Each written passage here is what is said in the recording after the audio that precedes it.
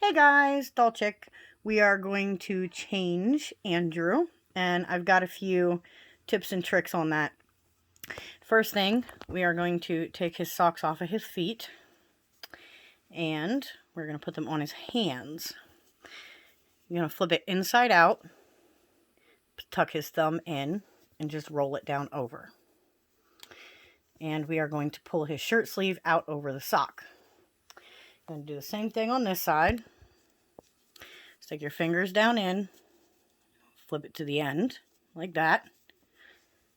And then we just flip it down over his hands. We're not pulling it down over. And the reason we do this is because when we go to take his onesie off, first of all, you should not be dressing your baby from their head down. You should, if the clothing allows for it, always dress the baby down and up. Don't put stuff over their head, especially if your baby has hair. So just gonna pull that off. See how nice and easy that comes off? Because the shirt slips on the socks instead of his hands. And then his hands are held tight. That way, they don't get hurt when he gets undressed. Yay! We're going to finish taking this off of him here. And I was real smooth. He already had his bottle, and he's wet. And I didn't get another diaper. So I will be right back. Okay, we're back. We got a diaper and a wipey. So we can actually change the baby. And I think for today's purposes, we don't want baby bits out on the internet today. So I'll just do the thing.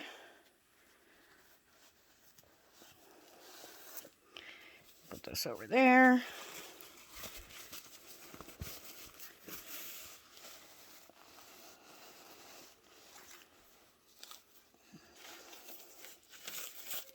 There, now. Cute little Bubba. Cute little Bubba.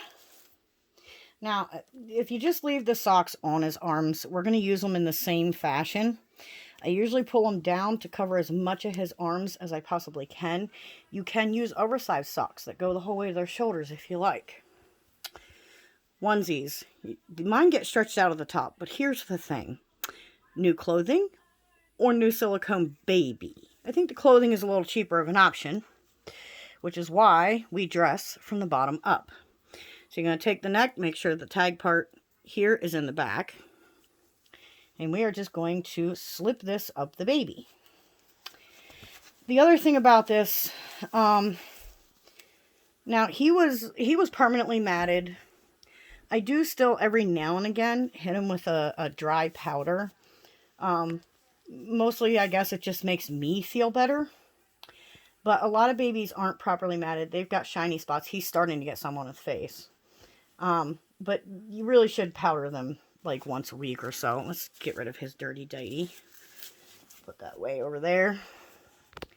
So as you're dressing, and it makes this part easier too, because you can get the sleeve right at his hand where it belongs while you're pulling the clothing up.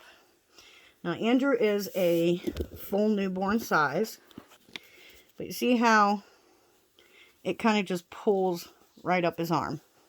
And his hand and his thumb were held in place and protected so that we do not get ripped off fingers. Nobody wants missing fingers on their beautiful little silicone baby.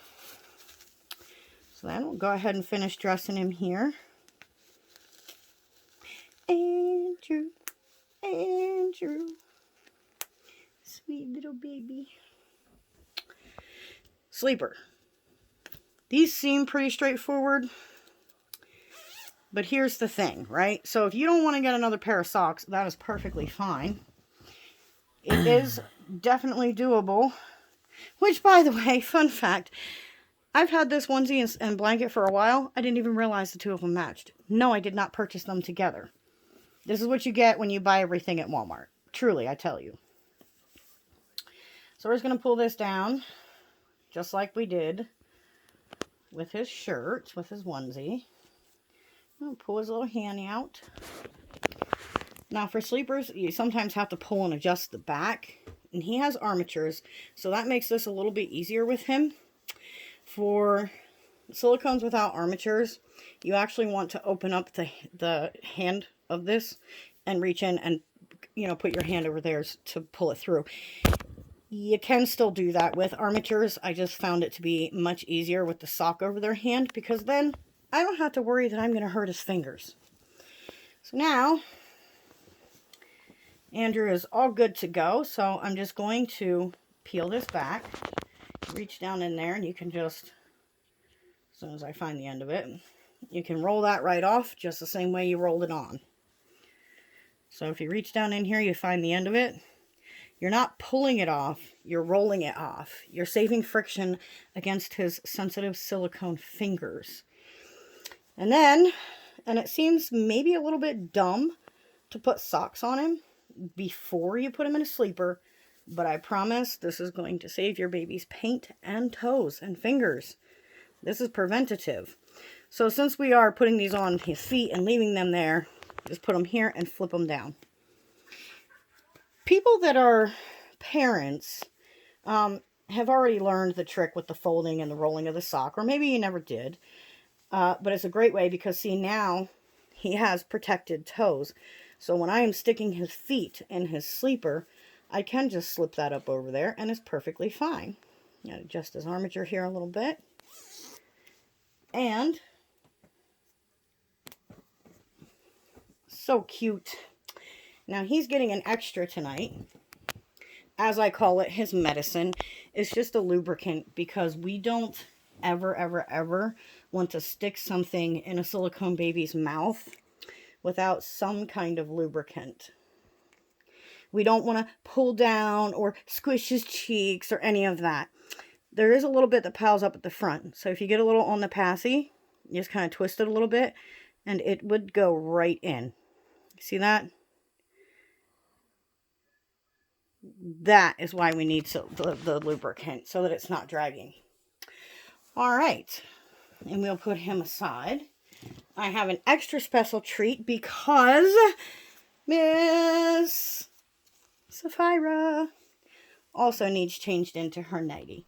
Now she is a vinyl baby, so she's a little bit different, but not a whole lot. So I still prefer to dress her down. In other words, I don't like, she has rooted eyelashes, and I don't like pulling things over her head. And so usually I will dress her down as well. I think that it's good practice, regardless of whether you have vinyl or if you have silicone. It's easier to handle a doll that way. It is definitely not easier to handle a baby this way, but it is for a dolly. So with her, I do the same thing with the socks, just because I'm trying to prevent rubbing quite so much on her feet, because she's beautifully painted. Thank you again, Veronica. She's beautifully painted, and I don't really desire to ruin that. So her sleeper is a snap up. Snaps are really nice because you don't have to worry about catching babies in zippers and things of that nature. So for her, I usually do put her feet in first, just because her fingers aren't going to bend and tear off. But again, you still have to be, you don't want to be mean. You have to be gentle with these babies. Vinyl is a much sturdier material, but these are, they're not baby dolls from Walmart, you know. You pay a lot of money for these. You want to take care of them the best that you can. And so this conundrum right here, I've seen it a couple times. It gets on my nerves, where people just force and bend the vinyl. Don't do that. It isn't necessary. Pull the clothing and move the baby. And then once her arm is in there, you can adjust that and pull it over here for this arm. Stop bending your vinyl limbs. Like, I know they're a little bit squishy and all, but you should not be forcing them into an armhole. That's not okay. We're a little bit stuck. And there she is. Cute, cuddly, snuggly. I wish I could snuggle these two up to each other.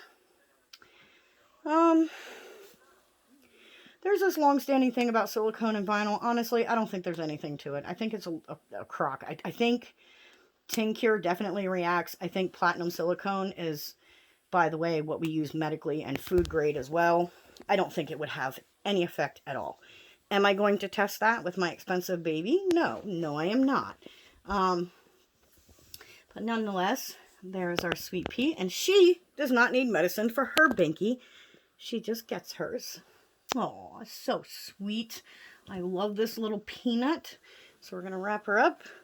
And we're going to put her and Andrew to bed. But more importantly, we are going to wrap her in her blanket so that my peanuts don't actually touch. Oh. Now, aren't they just adorables? Thanks, guys. Thanks for watching. Bye.